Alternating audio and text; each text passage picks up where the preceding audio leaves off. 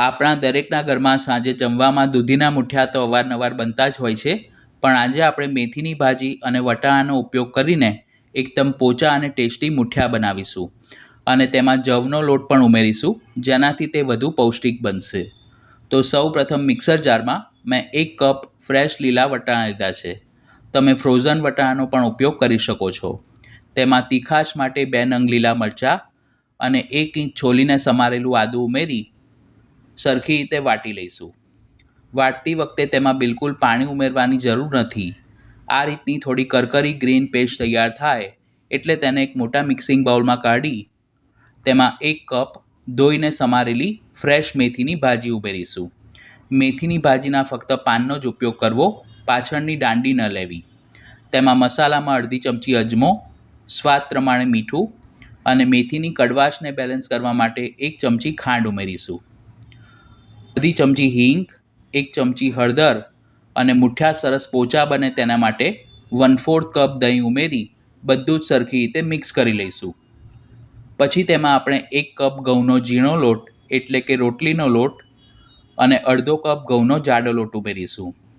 તેની સાથે અડધો કપ જવનો લોટ ઉમેરી 1/4 ટીસ્પૂન જેટલા ખાવાના સોડા અને મૂઠિયા બહારથી ક્રિસ્પી અને અંદરથી સોફ્ટ બને તેના માટે 3 ટેબલ સ્પૂન તેલનું મોણ ઉમેરી હાથ વડે બધું જ સરખું મિક્સ કરી લોટને મોઈ લઈશું.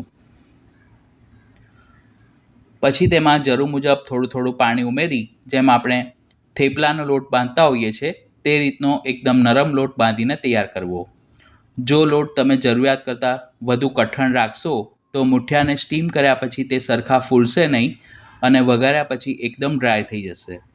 હવે બંને હાથની હથેળીને તેલથી ગ્રીસ કરી થોડું મિશ્રણ હાથમાં લઈ આ રીતે હળવા હાથે મધ્યમ સાઇઝના મૂઠિયા વાળી લેવા. આ માપ પ્રમાણે આપણે ટોટલ 6 નંગ મૂઠિયા તૈયાર કર્યા છે, એટલે 2 થી 3 વ્યક્તિને નાસ્તામાં સર્વ કરી શકાય તેટલા મૂઠિયા બનશે. ઢોકળિયામાં પાણી ભરી તેને ગરમ કરી પ્લેટને તેલથી ગ્રીસ કરી લેવી, જેથી મૂઠિયા સ્ટીમ થયા પછી પ્લેટ ઉપર બિલકુલ ચોંટે નહીં. બધા જ મૂઠિયાને પ્લેટ ઉપર થોડા થોડા અંતરે ગોઠવી ઢાંકીને 20 થી 25 મિનિટ માટે તેજ આંચ પર સ્ટીમ કરીશું. 25 મિનિટ પછી ચેક કરીએ તો મૂઠિયા બફાવાના લીધે સરસ ફૂલી ગયા છે. તેના ઉપર આ રીતે ચપ્પુ કે ટૂથપીક લગાવીને ચેક કરીએ તો સાફ બહાર આવે તો ગેસ બંધ કરી કિચન ટોવેલ ઢાંકી 15 થી 20 મિનિટ માટે ઠંડા થવા દેવા. પછી તેને ચોપિંગ બોર્ડ ઉપર મૂકી આ રીતે તેના એક સરખા ગોળ પીસ કરીશું. જો મૂઠિયા થોડા પણ ગરમ હશે અને તમે તેને સમારવા જશો તો તેનો ભૂકો થઈ જશે. આ રીતે વારાફરતી બધા જ મૂઠિયાને સમાર્યા પછી વઘારવા માટે પેનમાં 3 ટેબલ સ્પૂન શીંગ તેલ ગરમ કરી તેમાં 1 નંગ સૂકું લાલ મરચું, 1 ચમચી ઝીણી રાઈ અને રાઈ સરસ ફૂટે એટલે તેમાં અડધી ચમચી હિંગ અને ફ્લેવર માટે થોડા મીઠા લીમડાના પાન ઉમેરીશું. તે થોડા ક્રિસ્પી થાય એટલે 1 ચમચી સફેદ તલ ઉમેરી તલ ફૂટે એટલે તરત જ ગેસ થોડીવાર માટે બંધ કરી દેવો, જેથી વઘારમાં ઉમેરેલા મસાલા બળી ના જાય.